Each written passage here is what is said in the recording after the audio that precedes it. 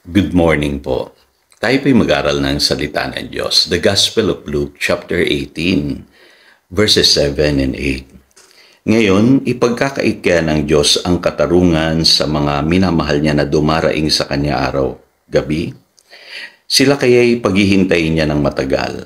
Sinasabi ko sa inyo, agad niyang ibibigay sa kanila ang katarungan. Ngunit sa pagbabalik ng anak ng tao sa daigdig na ito, may makikita pa kaya siyang mga taong sumasampalataya sa Kanya. Faith and prayer. Pag-aralan natin yung connection po ng pananampalataya sa ating pananalangin. At sa English Bible po sabi sa verse 8, however, when the Son of Man comes, will He find faith on the earth? Ano po? Kasi pwede po tayong manalangin. At alam ko lahat naman ng tao na nanalangin. Kaya lang ilan po sa atin ang nag-exercise ng ating pananampalataya every time we pray.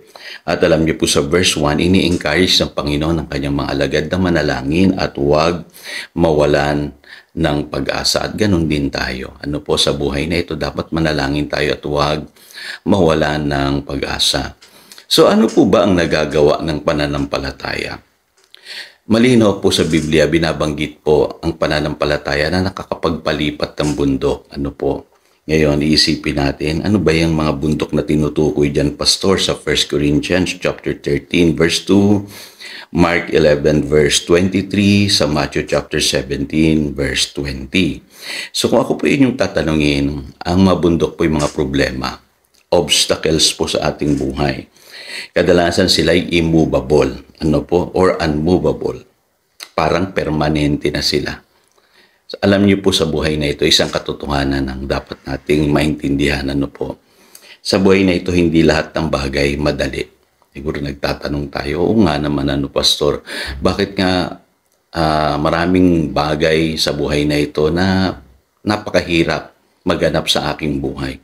So, dapat mamula tayo sa katotohanan na maraming bundok, ano po, mga problema, mga obstacles, mga hadlang, ano po, upang ang isang tao po'y makaranas talaga ng pagkilos at pagpapala ng Diyos.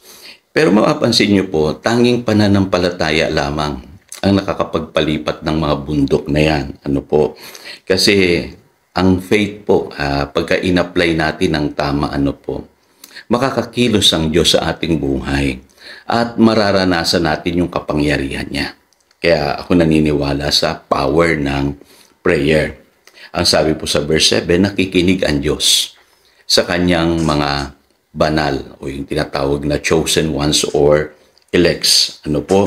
At ibibigay niya yung katarungan sa atin. Ano po? Kaya lang may big word po dyan na dapat tayong maintindihan. Ano po? Yung however sa English Bible, ano po? Sabi niya, however, when the Son of Man comes, will He find faith on the earth? So, ibig sabihin, ang inaasahan ng Diyos sa atin kapag nananalangin po tayo, ay dapat nananampalataya tayo. Kaya pong kumilos ng Diyos sa ating buhay, makapangyarihan siya. Kaya lang ang malaking tanong, nananampalataya ba talaga tayo?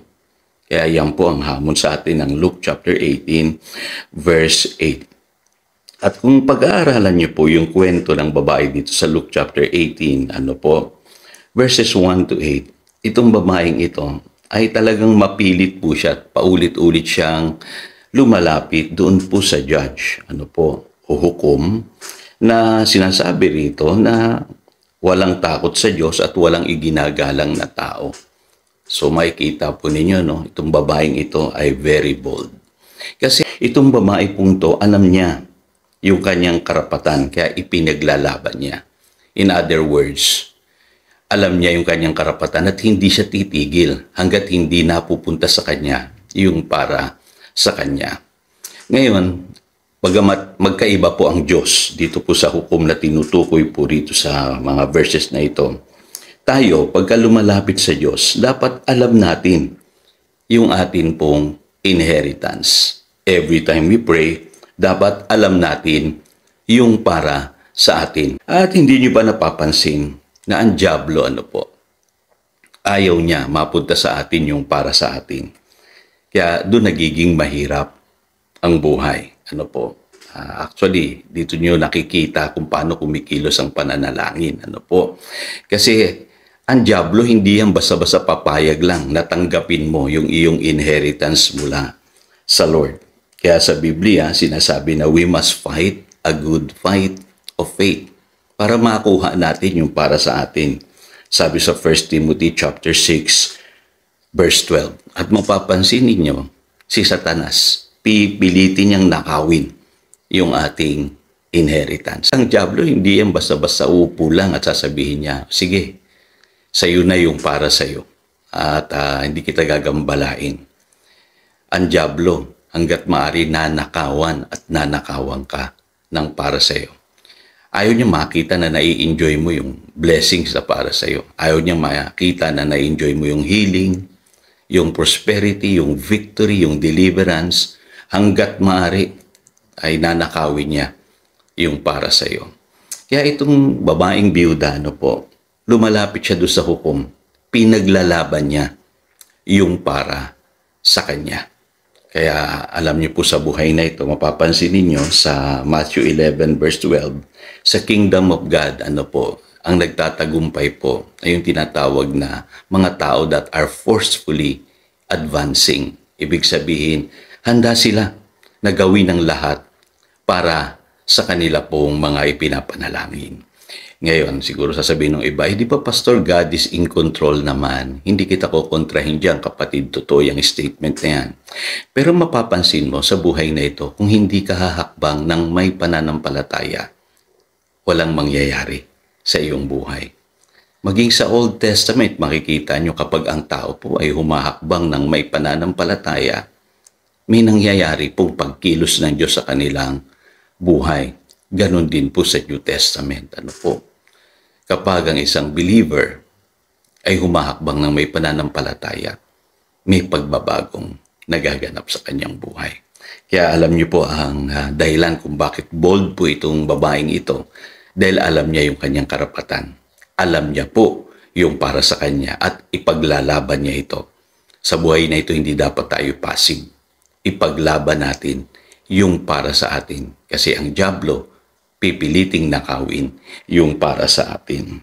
At sa buhay na ito, papansin nyo po, minsan nakakala natin napakadamot naman ni Lord. Hindi po madamot si Lord. Sabi nga dyan, tutugon siya sa panalangin ng kanyang chosen ones, agad-agad. Kaya lang hinihintay niya sa ating manampalataya tayo. At mapapansin niyo po sa huling araw, marami na pong hindi mananalangin.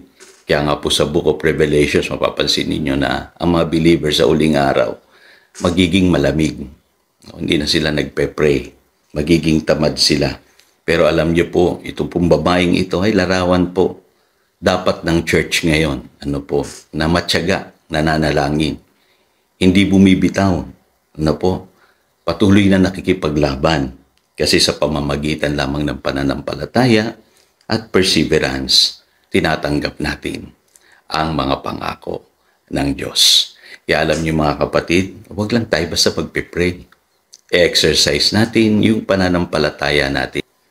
Ito po si Pastor Jojo nagpapaalala, pagdaluyan tayo ng pagpapala, manatili tayo sa kanyang salita. Good morning.